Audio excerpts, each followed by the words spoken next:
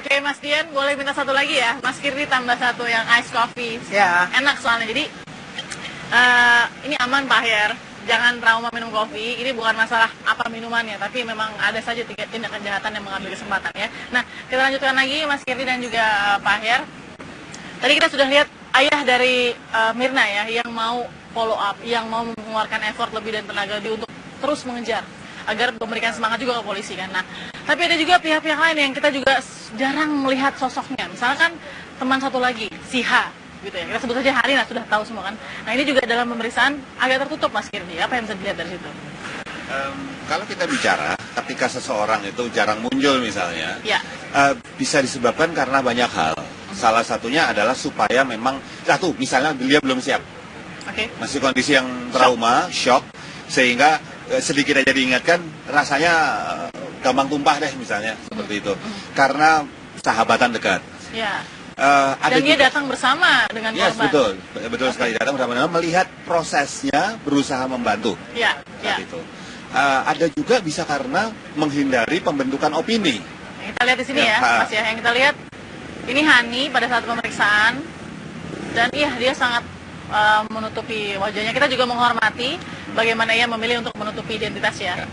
Jadi ini apa yang Anda bisa sampaikan Mas Idris? Menariknya adalah ketika seseorang itu menutupi identitas seperti itu, kita nggak bisa melihat respon emosinya, apakah ini marah, sedih, malu, dan lain sebagainya. Ya. Tertutup sudah. Tetapi kalau misalnya dilihat, kita kalau kita mau beropini di sini, saya sarankan jangan. Oke. Sekali lagi kenapa? Karena bisa jadi orang yang kita katakan, oh ini pasti salahnya si ini nih, gitu. Ya. Hukum kita menganut azas praduga tak bersalah. Kalau kita bilang, wah dia menuntut itu pasti dia takut nih, takut ketahuan sesuatu, dia tahu sesuatu misalnya. Tidak mau berbicara, menunduk. Oke. Nah, Lalu? apakah nggak mungkin orang saking shocknya, saking takutnya, Mungkin. saat ingat-ingat kejadian itu nangis lagi misalnya, maka kemudian dia memutuskan untuk detach dulu, menjauh dulu dari Mungkin semua saja, ini. sangat mungkin ya. Nah, maksud saya itu yang harus kita lihat sebelum kita memberikan justifikasi apapun. Oke. Ya, itu Karena kedugaan dari pihak. macam-macam. Iya, dugaan nggak akan pernah selesai karena ada sekian juta masyarakat Indonesia yang menonton acara ini, ada sekian juta juga yang berhak punya opini. Oke. Dan opini nggak pernah salah, asumsi nggak salah.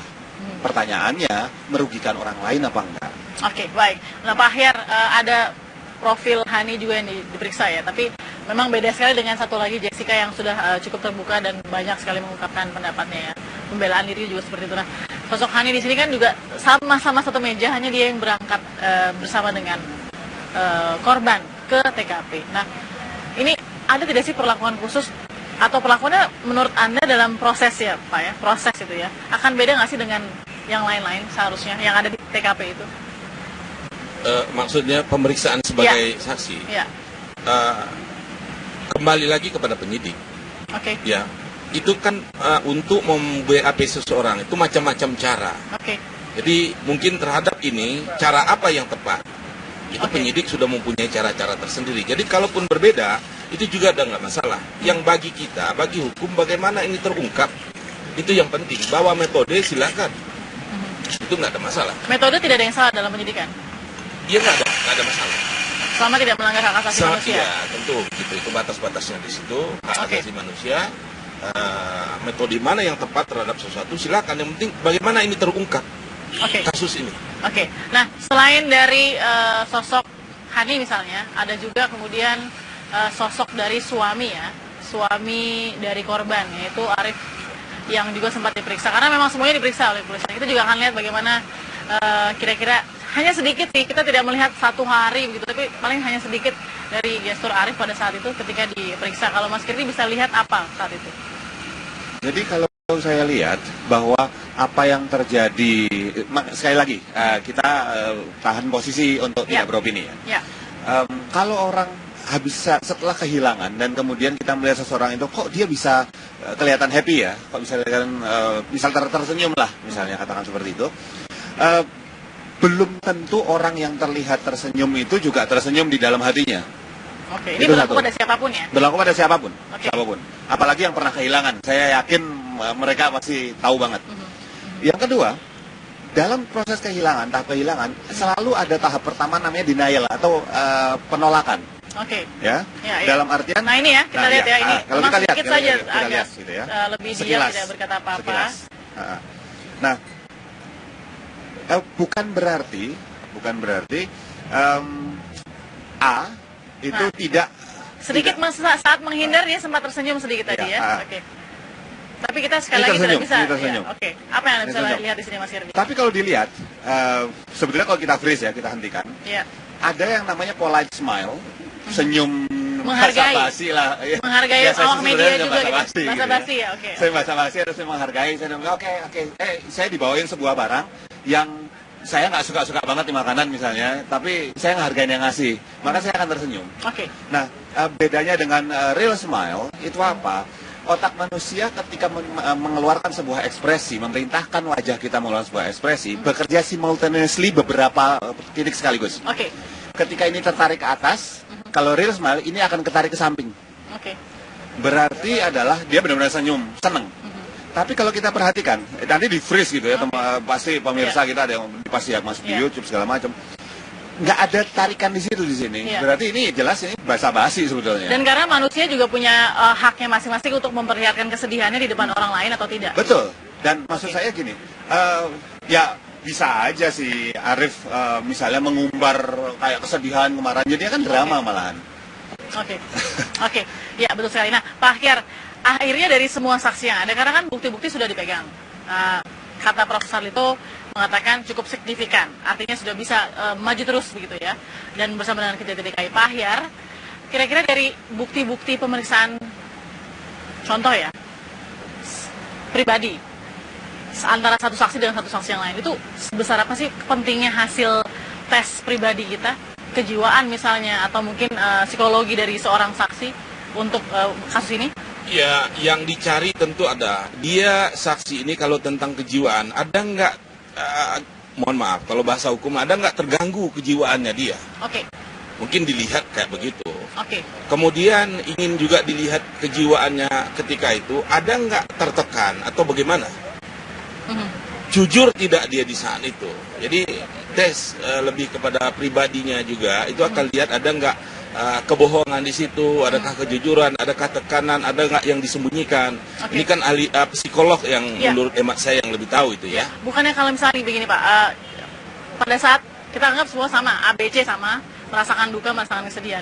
Di tes untuk pertama kali kan ada shock di situ, ada ibaratnya distraction dari rasa sesungguhnya di situ. Artinya tidak bisa satu tes menghasilkan result atau hasil, harus ada beberapa tes lagi atau bagaimana? Itu lebih bagus. Kita lebih bagus yang kami itu. Tapi tidak cukup hanya itu.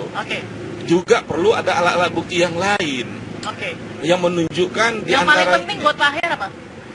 Ya, menurut undang-undang itu dalam pasal 184 KUHP ada 5 alat bukti. Satu keterangan ahli, yang kedua satu keterangan saksi, yang kedua keterangan ahli, ketiga surat, keempat ini adalah petunjuk, kelima keterangan tersangka. Nah ini kan ahli. Kalau yang masalah kejiwaan tadi nanti lebihnya kepada ahli. Nah, kalau sudah dikumpulkan semua unsur ini, katakan pelaku sudah diketahui saat ini, mungkin oleh pihak kepolisian akan ditetapkan misalnya.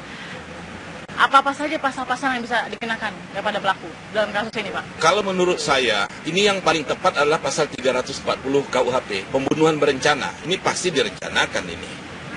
Karena apa?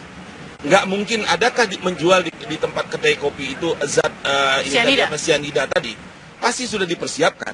Jadi ini berencana? Kalau menurut saya itu yang paling tepat. Jadi dakwaan primernya itu adalah 340 yang ancamannya ada hukuman mati atau seumur hidup atau maksimum 20 tahun kalau yang pidana penjara.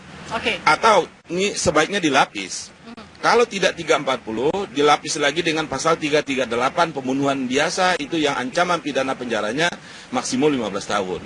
Paling tidak yang terakhir adalah penganiayaan. Penganiayaan yang mengakibatkan mati orang, itu ancaman pidananya bisa 7 tahun maksimum. Nah, tapi kalau bukan pelakunya tunggal, artinya ada otak pelaku? Oh, nggak ada masalah. Nanti dilihat di sini yang namanya hukum pidana dalam penyertaan. Ada tidak penyertaan di sini? Kalau ada pelaku, ada otak pelaku di luar crime scene? Iya. Itu bisa diusut. Nanti dilihat hubungan apakah dia yang menyuruh atau dua-duanya terlibat berkumpul sehingga trial by opinion. Jadi kita mendakwa seseorang itu bersalah atau tidak bersalah berdasarkan opini banyak orang. Karena belum tentu yang sudah dipaparkan di depan media ini sudah mencakup semua bukti-bukti yang sudah dimiliki pihak kepolisian. Dan satu lagi, bukan berarti apakah opini-opini yang terbentuk nih di televisi, radio, sosial media dan lain sebagainya, belum tentu misalnya orang yang terlihat bersalah atau terlihat tidak bersalah itu nanti kemudian tidak mungkin ditetapkan sebagai tersangka atau bukan tersangka. Jadi bukan berarti seseorang misalnya bilang saya nggak salah, misalnya, pasti nggak salah. Atau saya bilang bahwa kita menganggap bahwa oh yang ini nggak salah nih, misalnya si A misalnya nggak salah. Kalau A namanya si jeruk ini nggak salah. Z X Y Z lah misalnya gitu ya. Ini kemudian kayak nggak bersalah, tiba-tiba ditetapkan salah, lo harusnya kan bukan dia.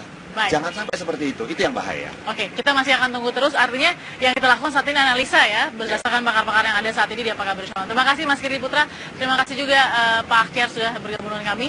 Kita akan lihat nanti tadi, cukup serius tuh, 340 pembunuhan berencana, ancaman hukumannya paling maksimal hukuman mati ya.